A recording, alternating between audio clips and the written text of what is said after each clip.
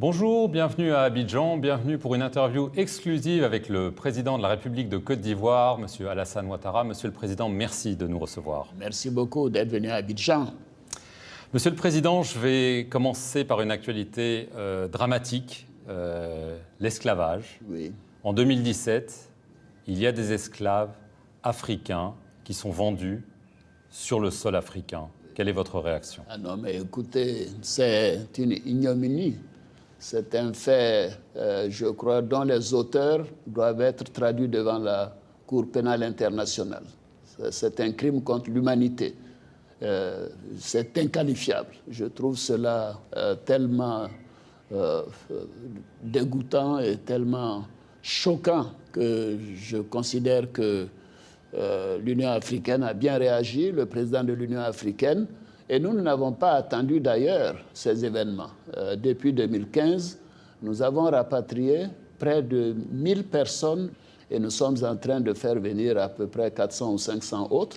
Et nous sommes dans ce processus parce que nous avions des informations que les Africains étaient maltraités dans ce pays. À ce point-là, arriver maintenant à l'esclavage, alors c'est une ignominie. C'est inacceptable. C'est de la faute de qui? Certains dirigeants africains disent c'est l'Europe. L'Europe a veut arrêter la vase. Monsieur Perelman, je n'entre pas dans ce débat. Je crois que chacun de nos pays nous devons déjà faire ce qu'il y a lieu de faire dans nos pays respectifs. Depuis que nous sommes aux affaires, nous faisons rentrer les Ivoiriens, pas seulement de Libye, nous allons faire rentrer du Gabon, nous allons faire rentrer d'Angola, de Centrafrique à cause de l'insécurité. Et tous les Ivoiriens qui veulent revenir en Côte d'Ivoire, nous leur disons revenez. Mais il y en a encore beaucoup qui partent en Italie, par exemple. Mais écoutez, mais si les gens essaient de partir, mais c'est parce qu'ils n'ont pas les opportunités. Mais la Côte d'Ivoire, il y en a de moins en moins. Et je signale que la Côte d'Ivoire est un pays de transit. Parce qu'en réalité, qu'est-ce qui se passe? Des jeunes gens viennent en Côte d'Ivoire, travaillent pendant 1 an ou 2 parce que les salaires sont plus élevés que dans les pays voisins, arrivent à économiser de l'argent et prennent la route du désert et ensuite de la Méditerranée, de l'Italie. Et quand ils arrivent, ils disent on vient de Côte d'Ivoire. Mais ça ne veut pas dire qu'ils sont ivoiriens. Nous nous condamnons à ce genre de pratique. Mais est-ce que vous dites quand même l'Europe confie à la Libye, qui est un État de non-droit depuis l'intervention occidentale. Je trouve que ce n'est pas mon débat, ça. Est-ce que l'Afrique est responsable? Ça, c'est peut-être l'Union africaine a montré une position que je partage. Maintenant, chaque pays africain doit s'occuper de ses ressortissants. C'est notre première responsabilité. Donc vous prenez une part de responsabilité dans ce drame? Bien évidemment que nous prenons une part de responsabilité. Mais nos concitoyens qui sont allés également ont pris une part de responsabilité. Nous devons faire en sorte que nos ressortissants aient des emplois, que cette jeunesse se sente bien chez elle. Et puis après, on verra comment, avec l'Europe, comment avec la Libye, les autres pays, nous pouvons organiser ce problème. Mais il faut que l'ONU se prononce là-dessus et je suis d'accord avec le président Macron, avec le président Alpha Condé, c'est une ignominie, un fait inqualifiable, passible de la Cour pénale internationale. Je suis choqué par cette affaire. Alors, bientôt, à Abidjan va se tenir le 5e sommet Union africaine-Union européenne. Tout à fait. Est-ce que cette question sera à l'ordre du jour et est-ce que vous demandez... Oui, ça c'est évident, c'est évident. Le président de l'Union africaine l'a indiqué. En tant que pays hôte, nous souhaitons que ce soit le cas, mais il ne faut pas que ce soit le seul sujet non plus. Nous avons toute la question de la coopération entre l'Afrique et l'Europe, entre l'Union africaine et l'Union européenne. Ça, c'est quand même au centre des préoccupations. Le thème de notre rencontre, c'est investir dans la jeunesse pour un avenir durable. C'est cette jeunesse qui part, c'est cette jeunesse qui part. Donc, il est clair que la migration, ces faits d'esclavage seront donc au centre des discussions. Est-ce que vous attendez des gestes de l'Union européenne? Vous dites qu'elle n'est pas coupable, qu'elle n'est pas responsable. Non, je ne dis pas qu'elle n'est pas coupable, elle n'est pas responsable. Mais vous savez, ce que les autres font, c'est leur politique. Et vous attendez un geste? Mais bien sûr, il faut que l'Europe s'ouvre. Il faut que l'Europe s'ouvre, que l'Europe fasse en sorte que ces jeunes gens, surtout quand ils sont qualifiés, donc soient à mesure d'aller faire des études, puissent faire des stages de formation, etc. Mais ne pouvons pas considérer que nos problèmes de chômage doivent être réglés par l'Europe, bon sang. Mais nous avons un taux de croissance de 9% par an depuis 5 ans. Nous avons créé près de 2 millions d'emplois. Voici la réponse à ce problème. Notre jeunesse doit avoir du travail dans nos pays. Et nous accueillons 6 millions d'Africains sur notre territoire, sur les 24 millions. C'est montrer donc notre ouverture, mais je ne veux pas être donneur de leçons aux autres pays. Est-ce que vous attendez du concret de ces sommets? On sait que c'est important, c'est oui. évidemment symbolique pour la Côte d'Ivoire qui a tant souffert, mais à part les beaux discours, les belles annonces, qu'est-ce que vous attendez? Écoutez, d'abord, le thème du sommet, investir dans la jeunesse. Donc nous attendons de ce sommet que nous puissions dégager des éléments concrets sur les questions de l'emploi de la jeunesse, la formation de la jeunesse. L'innovation, parce que la jeunesse est très attirée par l'innovation. Qu'on discute entre nous et qu'on trouve des réponses aux questions de paix et de sécurité, ou à l'inverse, le problème du terrorisme. Et je profite de l'occasion pour présenter mes condoléances au président Al-Sisi et au peuple égyptien pour l'attaque terroriste qui vient de se développer. Mais ça, c'est un élément essentiel. Nous avons quand même dans notre région, nous avons le problème du Mali, le Burkina, nous avons quand même le Niger, nous avons Boko Haram, le Tchad, nous avons un certain nombre de pays, ne serait-ce qu'en Afrique de l'Ouest, où ces problèmes sont réels. Dont la Côte d'Ivoire, monsieur le Président. Bien sûr, la Côte d'Ivoire, l'attaque de Grand Bassam, mais en plus de cela, la question du climat. Vous êtes arrivé il y a quelques jours, nous sommes quasiment au début de l'harmattan, il ne fait que pleuvoir. Il y a un dérèglement climatique qui a des conséquences terribles sur donc, les populations, sur nos récoltes, sur les infrastructures. Donc voici des thèmes essentiels dont nous allons discuter. Est-ce que la menace terroriste que vous évoquiez, est-ce qu'il y a eu des attentats déjoués depuis l'attentat de Grand Bassam en Côte d'Ivoire? Est-ce qu'elle est toujours là? Oui, mais n'allons pas effrayer la population en indiquant... Non, lui dire la vérité, c'est important, Nous monsieur leur le Président. disons de temps en temps qu'il y a eu des attentats, il y a eu des possibilités d'attentats qui ont été déjouées. Depuis l'attentat de Grand Bassam, nous avons investi plus de 150 millions d'euros en équipement, en outils, en matière de renseignement pour pouvoir nous protéger. Nous avons une coopération étroite avec les pays voisins et avec les pays amis. Donc, la menace est là. Bien sûr, ce n'est pas 100% garanti, on le voit partout d'ailleurs. Parce que la situation au Mali se dégrade, il faut être honnête. Oui, c'est vrai, le Mali c'est difficile, nous avons des problèmes également au Burkina, au Niger. Bon, je me suis soulagé de voir qu'au Nigeria ça va mieux avec les efforts du président Buhari contre Boko Haram. Mais ce n'est pas réglé, mais ça va mieux, ça va mieux. Sur les questions protocolaires de ce sommet, on sait qu'il y a eu une petite dispute sur la présence du Front Polisario là. Le roi du Maroc sera donc bien présent. Mais le roi du Maroc est chez lui en Côte d'Ivoire. Il sera présent, il sera parmi les premiers arrivés ici et nous nous en réjouissons. Ce n'est pas son premier séjour et chaque fois qu'il vient, nous le retenons pendant des semaines. Mais en ce qui concerne la participation, c'est un sommet de l'Union africaine qui invite les membres de l'Union africaine. L'Union européenne invite les membres de l'Union européenne. Je m'arrête là. Je ne veux pas rentrer un membre de l'Union problèmes. africaine qui pourrait aussi poser problème, c'est le président du Soudan, Omar al-Bashir, inculpé pour crimes contre l'humanité par la Cour pénale internationale. Oui, non, le président du Soudan, avec qui je suis en contact, m'a dit qu'il désignait son vice-président pour le remplacer. Donc, il n'y a pas de problème. Donc, parce que ça aurait pu être un problème. Il n'y a pas de problème puisqu'il ne vient pas. Vous lui avez demandé de ne pas venir? Non, je ne lui ai pas demandé. C'est un ami, je le connais depuis le Fonds monétaire international. Et il a compris. Nous avons d'excellentes relations. Il m'a dit, non, mais mon cher ami, mon cher frère, je vous envoie mon vice-président. Le Zimbabwe, Robert Mugabe, 37 ans de règne, il a finalement démissionné contre une immunité, remplacé par son vice-président, Emmerson Mnangagwa. Est-ce que c'est un bon coup d'État?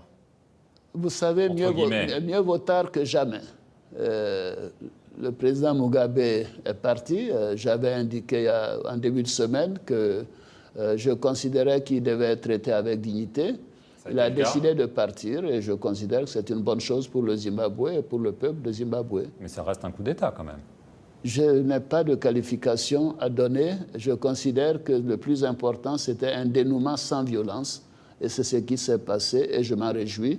Et je m'en félicite. Mais il y a l'avenir. Il faut qu'il y ait des élections. Ah oui, non, mais ça me paraît... Sous supervision internationale, y compris de l'Union africaine. Ça, c'est comment dirais-je, les autorités du Zimbabwe qui doivent décider de cela. S'ils veulent une supervision internationale ou pas, c'est tout de même un pays souverain. Maintenant, il faut des élections transparentes et crédibles. C'est ce qui est le plus important. Et que tous les candidats puissent se présenter et que l'opposition puisse avoir voix au chapitre, à la presse, etc. Et que les choses se déroulent de manière transparente et acceptable par tous. Ça vous choque qu'on ait donné une immunité à Robert Mugabe plutôt? Je ne rentrerai pas dans ce débat. Parce que ça a été un débat, évidemment... Mais c'est le droit zimbabwéen. Si on dit qu'un président qui démissionne a droit à des immunités, mais pourquoi les priver? Pourquoi priver Robert Mugabe de cette immunité, puisqu'il a démissionné? Il pourrait être poursuivi par une justice internationale, par exemple. Mais si la justice internationale estime qu'il y a des faits qui lui sont reprochés, je crois que l'on verra avec le temps. Mais je vous signale qu'il a 93 ans tout de même. Le Togo, là aussi, oui. il y a une crise. Vous avez reçu il y a quelques jours le président Faure Gnassingbé. Il a appelé un dialogue, mais il a dit, pour dialoguer, il faut être deux. L'opposition dit, oui, c'est vrai, il faut être deux. Est-ce que vous êtes optimiste sur la tenue d'un véritable dialogue pour sortir de la crise? Nous les encourageons à dialoguer. Il faut éviter la violence. C'est notre concept, c'est vraiment ce qui caractérise la Côte d'Ivoire, sauf les 10 années où nous avons eu des difficultés. La Côte d'Ivoire est un pays de dialogue, un pays de paix. Et c'est ce que nous souhaitons donc au Togo, que ce soit le dialogue, les négociations, qui fassent en sorte que le processus reprenne, qu'il y ait des élections transparentes, démocratiques, et que le meilleur gagne et puisse gérer le Togo. Le meilleur pourrait être Faure Gnassingbé, vous pensez qu'il pourrait se représenter? C'est le choix du peuple togolais qui nous importe. Et je crois que je suis optimiste. Je veux en venir au Burkina Faso. L'ancien président Blaise Compaoré est ici. Il s'est pour la première fois depuis son exil exprimé par communiqué pour nier toute collusion avec les djihadistes. Qu'est-ce que vous en pensez? Oui, mais il m'a envoyé copie de ce communiqué et je considère que c'est son droit de dire ce qu'il considère comme étant acceptable ou pas acceptable. Et vous êtes d'accord avec ce qu'il dit? La Côte d'Ivoire est un pays de liberté. Vous êtes d'accord avec ce qu'il dit? Je n'ai pas de jugement à porter. Je dis que la Côte d'Ivoire est un pays de liberté. Bien sûr, il y a une obligation de réserve. Il a respecté de manière stricte depuis qu'il est en Côte d'Ivoire. Y compris là?